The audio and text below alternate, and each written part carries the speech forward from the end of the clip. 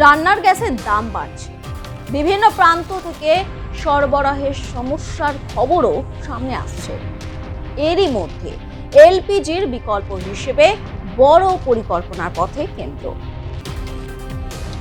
যদি সবকিছু পরিকল্পনা মাফিক এগোয়, তাহলে আগামী দিনে দেশের রান্নাঘরে এলপিজির পাশাপাশি জায়গা করে নিতে পারে নতুন জ্বালানি। কেনই বা এবার রান্নার জ্বালানি হিসেবে অন্য জ্বালানির উপর জোর দিচ্ছে কেন্দ্র? আর সত্যিই কি এতে কমবে সাধারণ মানুষের খরচ? দেশের বিভিন্ন অংশ থেকে রান্নার গ্যাস সংকটের খবর সামনে আসছে। সরকারের দাবি পরিস্থিতি স্বাভাবিক রয়েছে, দেশে রান্নার গ্যাসের কোনো ঘাটতি নেই। দিনে দিনে বাড়ছে রান্নার গ্যাসের দাম, বাড়ছে জ্বালানির খরচ, ঊর্ধ্ব গগনে মধ্যবিত্তের চিন্তার ভাঁজ। এমন অবস্থায় কেন্দ্রের আরো বড় পরিকল্পনা দ্য ইকোনমিক টাইমসের প্রকাশিত রিপোর্ট কিসের উল্লেখ দিচ্ছে? এবার কি তবে এলপিজির থেকেও সস্তায় মিলবে রান্নার গ্যাস? এত কিছু প্রশ্নের ভিড়ে যে নামটা বেশি করে উঠছে তা হলো ইথানল। কেরোসিন কাঠ বা কয়লার তুলনায় ইথানল সম্পূর্ণ পরিষ্কারভাবে জ্বলে। এতে কার্বন মনোক্সাইড এবং অপূর্ণ দহন থেকে তৈরি ক্ষতিকর গ্যাসের নির্গমন প্রায় থাকে না বললেই চলে। ফলে ঘরের ভিতরে বাতাসও তুলনামূলকভাবে পরিষ্কার থাকে। মূলত আখ ও ভুট্টা থেকে তৈরি হয় ইথানল। ফলে এর চাহিদা বাড়লে দেশের আখ ও ভুট্টা চাষিদের আয়ও উল্লেখযোগ্যভাবে বাড়তে পারে। রান্নার জ্বালানি হিসাবে ইথানল ব্যবহার করার অন্যতম কারণ হলো অতিরিক্ত ইথানল। বিগত কয়েক বছর ধরে ক্রুড তেলের উপর নির্ভরশীলতা কমাতে পেট্রোলে ইথানল মেশানো হচ্ছে। বর্তমানে পেট্রোলে 20% ইথানল মেশানো হয়, যা E20 হিসেবে প্রচলিত। তবে বর্তমান ভারতে প্রয়োজনের তুলনায় অতিরিক্ত ইথানল উৎপাদন হচ্ছে। সেই জন্যই ইথানল জ্বালানি আনার পরিকল্পনা করা হচ্ছে। কিন্তু এক্ষেত্রে কি কি সুবিধা রয়েছে? ভারতীয় বাড়িতে বড় পরিসরে ইথানল স্টোভ চালু করতে গেলে সরকারের সামনে বেশ কিছু চ্যালেঞ্জ থাকবে। কারণ ইথানলের মতো অত্যন্ত দাহ্য তরল জ্বালানি ঘরের ভিতরে ব্যবহারের ক্ষেত্রে কঠোর নিরাপত্তা মান বজায় রাখা অত্যন্ত জরুরি, যাতে কোনো দুর্ঘটনা না ঘটে।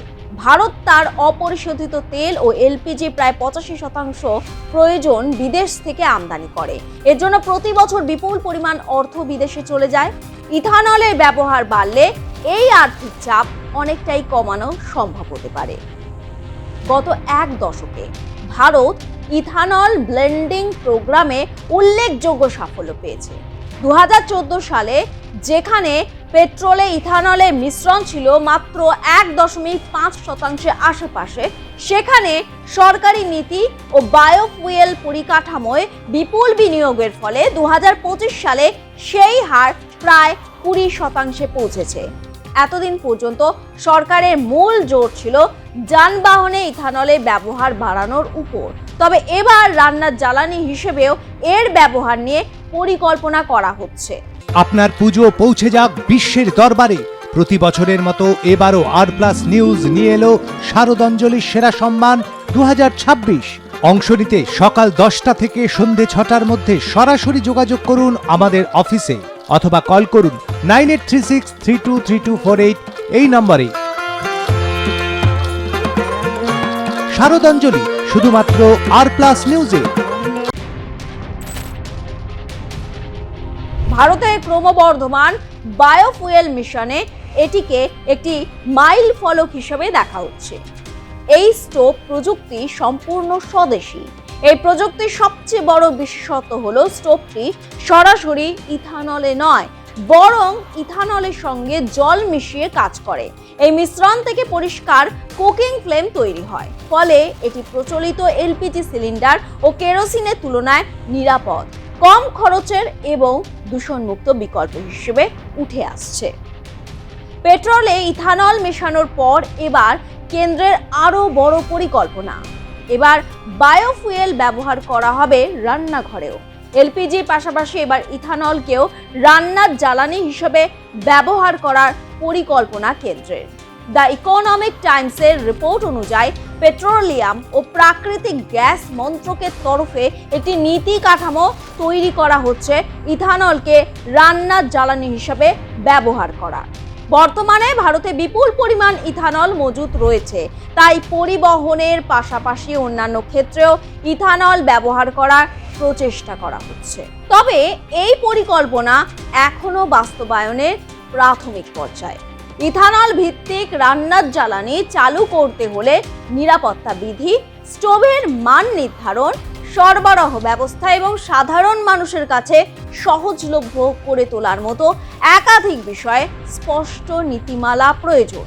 পাশাপাশি ইথানলের দাম, সরবরাহের ধারাবাহিকতা এবং এলপিজির সঙ্গে প্রতিযোগিতায় কতটা কার্যকর হবে সেটাও সময় বলে দেবে। তবুও কেন্দ্রের এই উদ্যোগ সফল হলে দেশের জ্বালানি ব্যবস্থায় নতুন অধ্যায়ের সূচনা হতে পারে।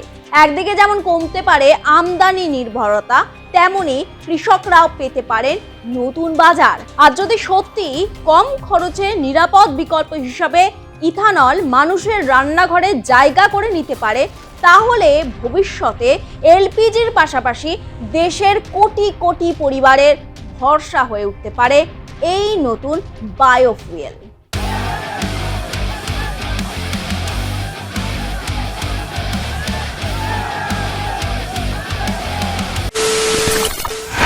খবরের নামে প্রতিদিন সন্ধে আপনার ড্রয়িং রুমে কি শুধুই চিৎকার চেঁচামেচি খেয়ে আসে?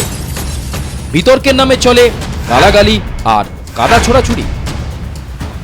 এবার সময় পরিবর্তনের, কারণ আমরা কান ফাটানো চিৎকারে বিশ্বাস করি না। আমরা বিশ্বাস করি খবরের সত্যতায়। আমরা কোনো পক্ষের হয়ে গলা ফাটাই না, আমরা সাধারণ মানুষের হয়ে প্রশ্ন তুলি। চিৎকার নয়, শুধু খবর হবে যেখানে বিতর্ক আছে কিন্তু কুৎসিত ঝগড়া নেই। সঠিক তথ্য, বিশ্বস্ত খবর। নজর রাখুন আর প্লাস নিউজে।